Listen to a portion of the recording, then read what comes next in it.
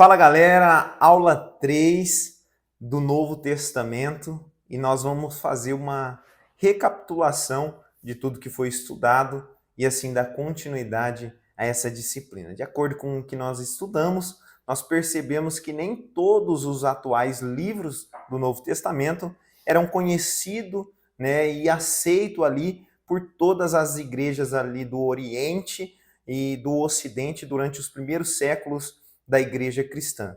Nós vemos que alguns, como os evangelhos, eram já conhecidos desde os dias mais recuados, outros, como Hebreus, eram conhecidos, mas posto em dúvida ali pelo concílio, Então, a relutância aparente de alguns livros, como Tiago, segunda e terceira de João e Judas, foram incluídos no cânon, não significa que fossem espúrios. Filemão 2 e 3 de João e Judas são epístolas tão curtas que eles raramente citavam passagens bíblicas e, além disso, haviam sido dirigidas a indivíduos cuja localização eram obscura.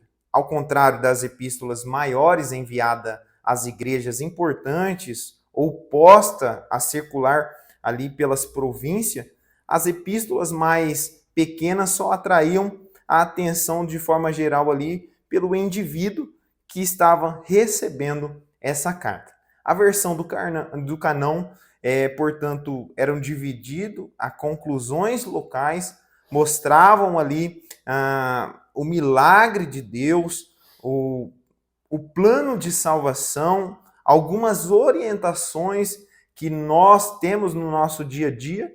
Então, você pode perceber que há 3 estágios ali no começo do desenvolvimento do canão. Primeiro, os escritos do Novo Testamento são citados individualmente pelos autores e assim eles aceitavam automaticamente a força e o seu testemunho, que eram muito maior daquelas polêmicas que surgiam na época. Segundo, os polemistas ali como Irineu, Orígenes, sentiam a necessidade de definir a autoridade em que se apoiavam a Bíblia, os textos sagrados, mas não apelavam para qualquer decisão eclesiástica. Finalmente, então, veio o verdadeiro concílio, onde surgiu o critério ali muito rígido dos contemporâneos de ver essas obras canônicas e as apócrifas, de diferenciar. As canônicas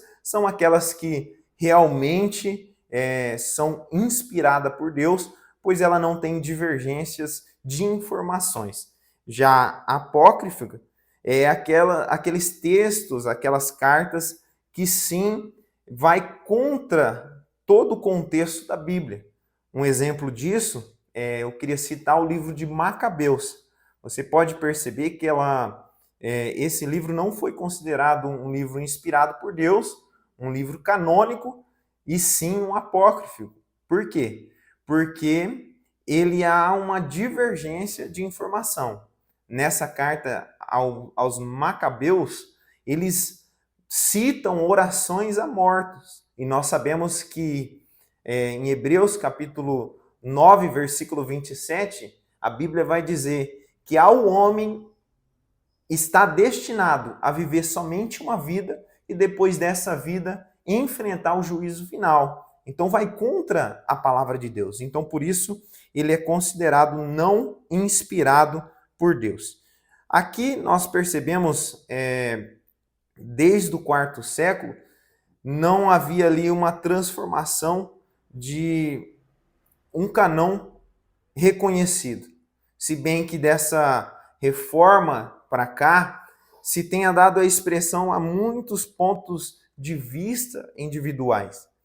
O fato é que, fora dos concílios, muitos indivíduos, em particular, incluindo alguns líderes de igreja, eles colocavam algumas doutrinas humanas que eles próprios escolheu e determinou, que era totalmente ao contrário daquilo que estava determinado como inspirado por Deus. Então, houve ali uma posição moderna, havia um grupo de conservadores dentro do protestantismo e ali eles aceitavam o cânon sagrado como estabelecido, como inspirado por Deus, assim como o Antigo Testamento também. Então, o cânon, portanto, ele não é produto de um critério de qualquer pessoa, mas sim ali ele foi inspirado por Deus e tem a sua orientação. Ele resultou do emprego de vários escritores que provaram o seu mérito, a sua unidade, ali pelo seu dinamismo da qual foi escrito. E assim, eles consideraram esses livros, esses conteúdos como inspirado por Deus. Então, nessa lição, você aprendeu que os apóstolos, como o apóstolo Paulo, outros apóstolos, eles escreveram os textos e foram considerados inspirados, pois eles, no seu contexto, escreveram coisas que eram, assim, semelhantes no seu tratado e não divergentes nas informações. Então, nós também aprendemos que a doutrina maior é a palavra de Deus.